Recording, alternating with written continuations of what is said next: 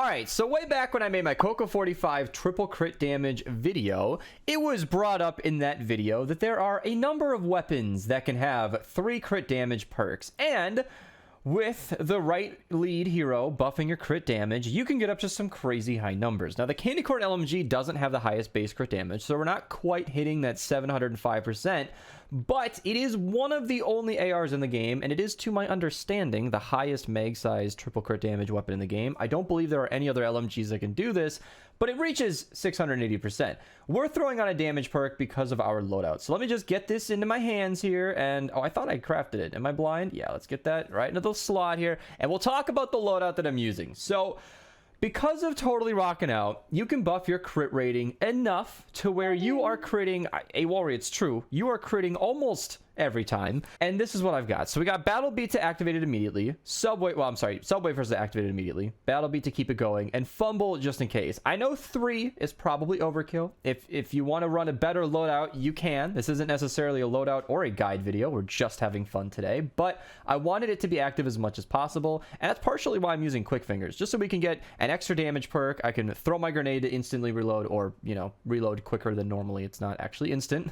The animation takes some time. And then I've got coconuts just to keep me alive, because we are going to be a glass cannon. There is no armor perk in here. The only healing is from Totally Rockin' Out. So I'm going to be using coconuts and wafers, thanks to the new utility slot, which I don't believe existed in the Coco 45 video. It was just before that released. So we're going to be trying this out just as a showcase. Tactical Assault Sledgehammer is definitely hugely better for Totally Rockin' Out. Him and Ramirez are almost identical in almost every situation, but the more crit rating you have, the better he gets. So we're going to be trying this build out and seeing what can happen. It should be noted, this is not recommended, by the way. This is not the first time I've ran this loadout. I definitely know what I'm talking about. I've ran this weapon a lot.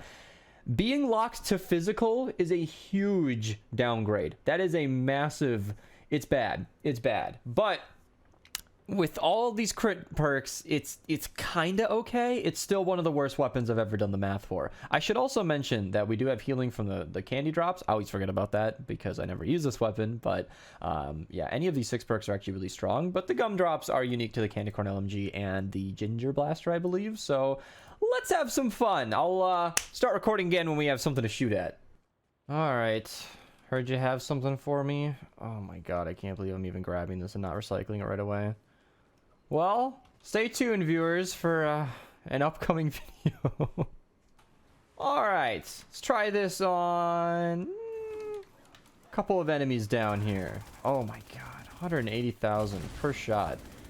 Like, that's so satisfying, but you can see it's even struggling against, you know, as soon as that Totally Rockin' Out wears out, it has a really, really tough time. But this is why we ran Chaos Agent. You can instantly reload. See what we can do inside the shielder. Okay, alright. Shielded Nurse dies immediately. Physical enemies, though, cutting that damage in half, or elemental enemies, is really just the tough part. That's where this this weapon really has a drawback. You gotta keep the wafers going. Are they despawning now? Oh, alright. Well, I guess we saved a survivor. Not something you guys get to see very often. Don't do that. Don't make a habit of that at all. Starts the mission without any traps. I'm not even over there. How am I gonna find anything to shoot? It's okay, it's okay. On the second wave, that's fine. Just... This is so satisfying. It feels like it's raining and fast forward. Wow, and then I died at the end. Alright, you guys started the defense without me, so I'm here. I'm here now. The carrier's here. Oh yeah. Me and my physical LMG are just gonna wreck house. Oh my god, when those crits stop. I'm gonna reload slowly. Oh, alright, Smasher, here we go. Get the coconut for the damage and the health. Get the wafer. Lay into it. Oh my god. It's so bad. It's so bad. Oh my god. The Smasher doesn't even know I'm shooting him. It's like doing a large, like, normal hush, and then you use it against the Smasher, and it's just like, I'm sorry, are you trying to do something? It's not doing anything. I know I don't have a wafer active for so much of that, but still, oh, the healing death burst. Oh. Oh no. Oh no. It's so bad. I know I need a wafer. I know I'm being irresponsible. Here, I'll wait for that fumble to pick up in a second here. Oh, and then the shields? The shield stopping me? Oh no. This is terrible. Oh man. I hope the mini boss is physical though, because then I'll be able to shred it. Don't jinx it. I have absolutely no doubt that the mini boss will be physical. Smooth screen. I don't even have wafers. I'm burning through them too quick. I don't want to not use wafers, but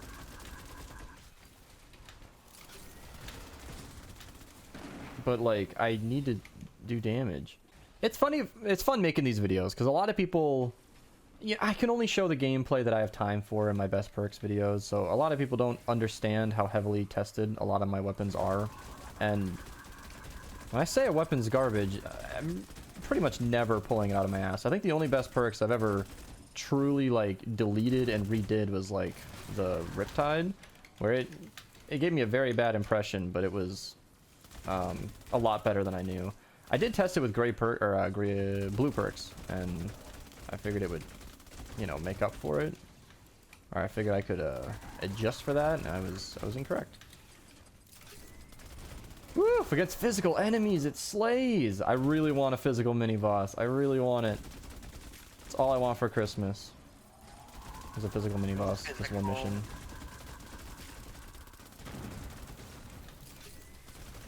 All I want for Christmas is a physical. Is it physical, Archer? I died. I got hit. It's physical. Yes! Okay, I'm ready. I'm ready. Let's go. Coconut? It's trap vulnerable though. No! You hate to see it. Oh, look how much there you damage go. I'm doing. Ignore the broadsides. Oh, no. We're Well, not that's going to get our unfortunate, satisfaction. Chad. Because I'm not running this weapon again. I'm sorry, YouTube, but I'm not doing it. Biggest L ever. I wish I could get a mini boss without, like, running the mission all the way over. Unless we did war games or something. There's a physical smasher here. Oh, nice. Let me get the wafer going and melt it. Look at that. It's insanely strong against a physical smasher. It's just the damage getting cut in half. Like, this weapon has one of the highest DPS. Like, with this loadout, it's one of the highest DPS in the game. But practically speaking, like, on paper, it's insane. But practically speaking, unless you have physical targets, it's really just doing a little more than half. Because, you know, technically physical, there's a 44% bonus instead of 24. So it's not exactly half, but it's the way damage works. Your real world output is half. Like, it's not good. It's not a satisfying experience. Just pouring bullets into this thing and doing, like, nothing. This is what I get for drinking expired Mountain Dew. It's not expired. Okay, so it's not expired. It's just, like, past its best by. And I took 3 sips of a Mountain Dew today and then threw it out. I poured it away. It was bad. My question is, who would take more than 1 sip of It expired was alright. Mountain It was just Dew? a little flat. Like, it wasn't, you know. I'm drinking Mountain Dew Voltage right now, and it's got, like, a little more caramely than usual. So, like, clearly a lot of the pop is gone, and it's really more just... Oh, that's strange. very Don't you good normally drink this thing called G Fuel? No, Whoa, wait. we're sponsored by Advanced Advanced GG on this channel. You can use code BEAST to get 10% off your checkout with the link in the description below, bring you right to the checkout. I meant to say Advanced You're GG. damn right you meant to say that. That's a funny coincidence because I'm also drinking Mountain Dew Voltage. Voltage is really good. It's not in our store that often, but I really enjoy it. I got the Voltage with the raspberry flavor, and it's pretty solid, actually. That is just Voltage. No. Voltage and Voltage Raspberry are separate. They're labeled separately. They don't taste super different, but they're labeled separately. Editing Beast here. They're not. So this is the Voltage I was drinking. It's, you know, Mountain Dew Voltage. But right under it, it says, it's blurry, but it says, charged with raspberry. Has my favorite flavor been charged with raspberry this whole time? This is the new artwork. That old one was the flat one. The new one is not expired or anything. Charged with raspberry. Much more clear on the label. Tastes great. I mean, it's not advanced GG good, but I was feeling a different mood today. But yeah, they absolutely are different. Archer taught me a thing. I don't know if he explains in the rest of this video, but we did cover that later in the stream. So the more you know. It's kind of cool cycling between wafers and coconuts. It's the best of both worlds. Yeah, gamer. And then I'm dead. the coconuts weren't enough. Hey, Wally, save me. Chaos Age has been holding up really well. Once again. Well, my final opinion on the Candy Corn LMG is unchanged. I think we all would have wanted to see a physical mini boss. I'm sure there'll be some rioting in the comments, but I'm not running this again. I'm sorry, Walry. It seems I'll be moving on to the nailer, though. Stay tuned for that.